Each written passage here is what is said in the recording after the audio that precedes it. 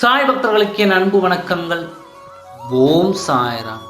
என் அன்பு குழந்தையே, உன்னிடம் ஒரு செய்தியை ஒப்படைக்க உன் சாயப்பா நான் இங்கு காத்திருக்கின்றேன். இது நாள் வரை உன் துணையை நீ உயிராக நினைத்து கொண்டிருக்கின்றாய். ஆனால் உன் துணையோ யாரை உயிராக நினைத்து கொண்டிருக்கின்றார் என்று தான் நான் பேச வந்திருக்கின்றேன். என் குழந்தையே, ஒருவர் மீது ஒருவருக்கு அன்பு வருவது சாதாரண காரியம் இல்லை. அந்த அன்பின் மதிப்பை உன் சாயப்பா நான் தெரிந்து இருக்கின்றேன். சிறிது அளவு அன்புக்கு கூட ஏங்குபவன் உன் சாயப்பா. உன் அன்புக்காகத்தான் இன்று வரை உன் நிழலாய் நான் உன்னுடன் இருந்து உனக்கான வேலைகளை நான் செய்து கொண்டிருக்கின்றேன். அந்த அன்பு எல்லார் மீதும் வந்து விடாது. கரங்களே அறியாமல் அந்த அன்பு ஒருவர் மீது வரும். இன்று வரை தெரிந்திருந்தாலும் உன் துணையின் மீது இணை புரியாத ஒரு அன்பினால் உயிரையே வைத்து கொண்டிருக்கின்றாய். என்னுடன் இல்லாவிட்டாலும் எங்கு இருந்தாலும் என் துணைக்கு எந்த தீங்கும் வரக்கூடாது என்று மனதார நினைத்து வருகிறாய். இப்படிப்பட்ட உன் மனம் போல் எத்தனை பேருக்கு இருக்கும்? தீங்கு நினைத்தால் உடனே அவர் கெட்டு போக வேண்டும் என்று தான் நினைப்பார்கள்.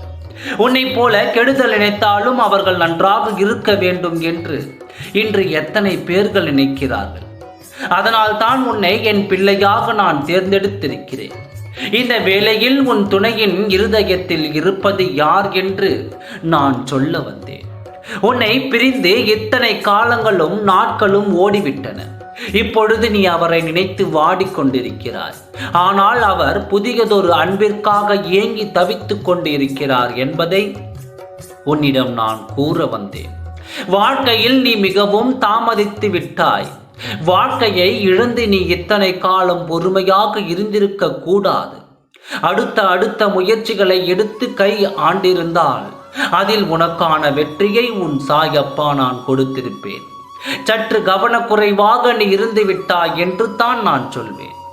யாரும் இல்லாமல் தன்னந்தனியாக இருந்த உன் துணையிடம் ஒருவர் அன்பு வைத்ததால் அந்த அன்புக்கு அடிமையாகி இப்பொழுது தன் உயிரை நினைத்து கொண்டு இருக்கும் உன் துணை கூடிய விரைவில் அவர்களது நிஜ உருவத்தை பற்றி தெரிந்து கொள்வார்கள்.